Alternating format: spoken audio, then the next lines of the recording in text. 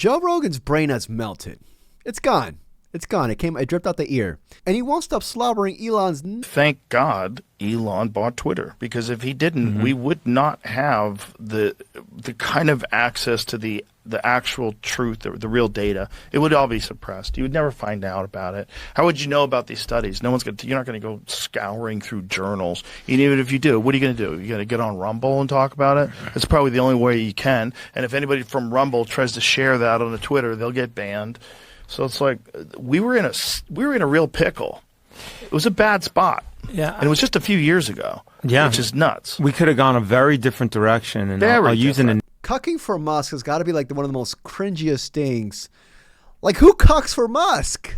Legalize comedy. Make fun of anything. So then it's like, comedy sucks. It's like, nothing's funny. You can't make fun of anything. It's like, legalize comedy. Yeah. Legalize comedy. The funny thing is this. Joe Rogan, being a free speech warrior that he is, always complaining about, oh, they're silencing my voice. Oh, they're silencing my opinions. Yet he's over here quiet and never has any 2 cents on what? The censoring of current TikTok right now that's happening, the censoring that's happening in general. You say something about Epstein or you make a video about Epstein on YouTube, you're going to get demonetized. I got demonetized. It's like, from what I've read, 90% sure that you're going to get demonetized if you make a video about Epstein. Not even joking. And to me, like, the most obvious thing is that he's bitching about, oh, the free speech this, the free speech that. You see what Trump's doing right now, but this dude is best friends with Peter Thiel. The fuck are you talking? This dude is best friends with all these tech oligarchs, but it's Peter Thiel. Peter Thiel, whose primary job is to introduce Palantir and to wreck our lives and take away privacy. But this man, this free speech warrior, wants to bitch and moan about, oh, Elon saving... Oh my God! I just like, there's no logic with this dude. I mean, I heard about the formation of the Peace Summit, and I was like, is that PIEC? A little piece of Greenland, a little piece of Venezuela. we got one. Oh, brother, this guy stinks! All we want is peace. The least fuckable guy on earth. Like, if he didn't have money, let's play a game. If Elon didn't have money, he would be fucking his oven. He would, obviously, you open it, maybe you put tinfoil wrap on his peen and put it to like 350 or something like that. He'll be fucking his oven. Like, I'm not, like, who would, like, again, you're gonna cuck for Musk? The cringiest... I can't. I truly can't, man. Anyways, in this video, we're going to talk about Joe Rogan. This is from his recent podcast that was dropped today. He had a couple of clips that are going somewhat viral, I guess. I don't know. Screw him. Screw him. Like a melting potato. Well, I look like a melting potato. I'm not melting. I'm not melting. If you enjoyed this video, please like and subscribe. I truly appreciate it. Yeah, dude, I'm not melting. I could be melting. I don't know, man. I'm not going to lie. I'm trying to melt this weight off. We're seeing like how people identifying as non-binary and trans dropped off like right after purchase of Twitter. It's because people got a chance to talk about it now, and you can criticize it, and people can put up memes, and they can call it a mental illness again. And then all of a sudden, everybody's like, "Hey, what are we supporting? Men with penises in the women's room? Like, did we get hypnotized? Like, what the fuck happened?" Okay, so what happened? What happened was Elon bought Twitter, and people were out to actually accurately gauge what people were willing to tolerate and what they actually want versus what's being shoved down everybody's throats with censorship and with mainstream media narratives. They just keep piping back and forth, pretending everybody agrees with them. This is like my main thing with Joe. This man's always blaming the marginalized groups. Trans people, immigrants, and not even that. He's actually even flip-flopped on his whole LGBTQ stance. If you go back to 2017, 2018, there's clips of Joe Rogan defending the LGBTQ community to Ben Shapiro, to Candace Owens. And now he's on a complete 180. It's just the playbook that was given to him. And he's over here talking about how, a lot of LGBTQ people left Twitter as soon as Elon bought it. Yeah, no shit. It's been reported credentially that as soon as Musk took over, Blue Sky, the competing app for Twitter, especially back in late 2022 and early 2023, grew to over 1 million people. Why? Well, because a lot of people from the LGBT community did not want to be on an app when Musk was owned, black tech Twitter, trans users, and more marginalized group flocked to Blue Sky. And to me, this was like the most obvious argument. Like, it's right there in his face. It's been widely reported. Man's heavily tied with a Trump admin, but, went to the Oval Office, apparently has calls. He's over here talking about he has calls, weekly calls with Trump. But with those with healthy brains, the most obvious things for us, the working class, is just pretty much, it's not these marginalized groups that's making our lives worse.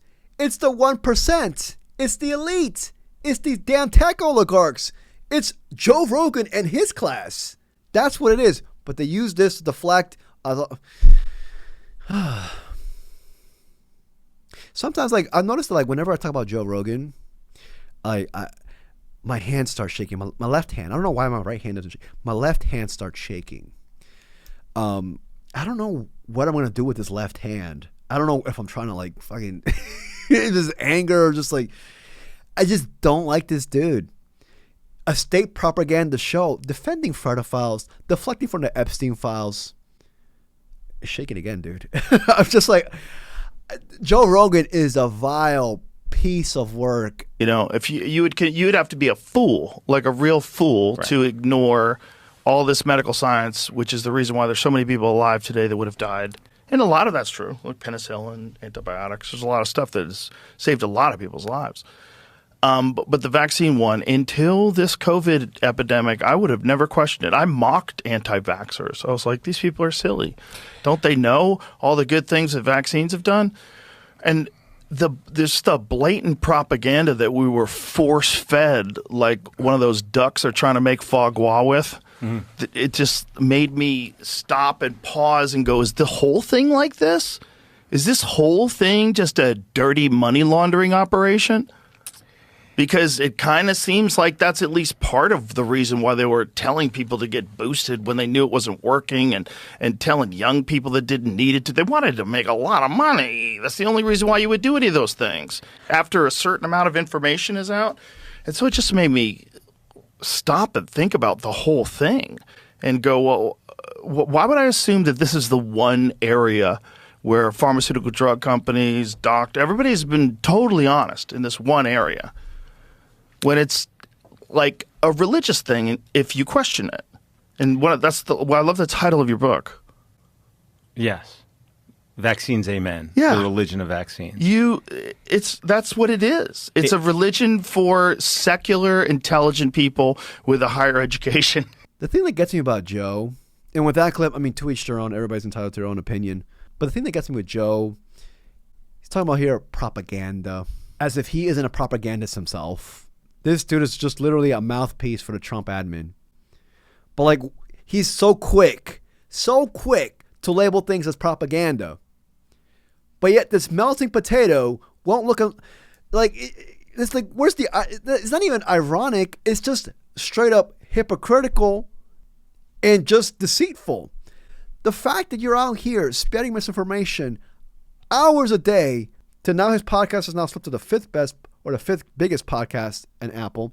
It's slipping, so I guess, there's that. He's always saying that, I only speak to people that I'm interested in. I'm only speaking to people who are experts in their field.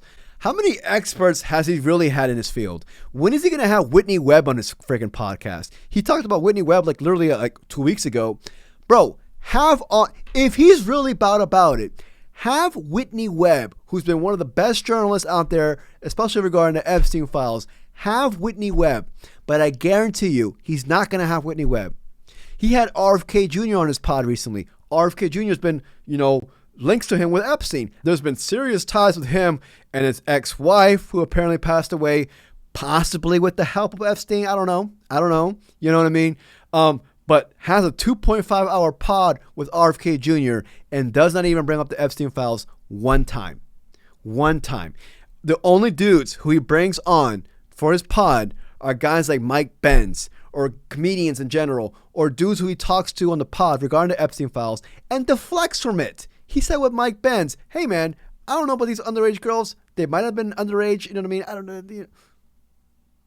That's what he does. Anyways, I'm done rambling. This video was short. Let's just be honest, it was shitty. It was pretty shitty, dude. You know, I just want to make a quick video of just, you know, just fucking slop that Joe Rogan is just, you know, force feeding. Not even force. Is he force feeding this to me, or am I force feeding this to myself? Am I addicted to slop? Have I become slop? How does one become slop? You consume slop on a daily basis. Well, slop's being forced on our throat, not just by Joe Rogan, but the entire media propaganda.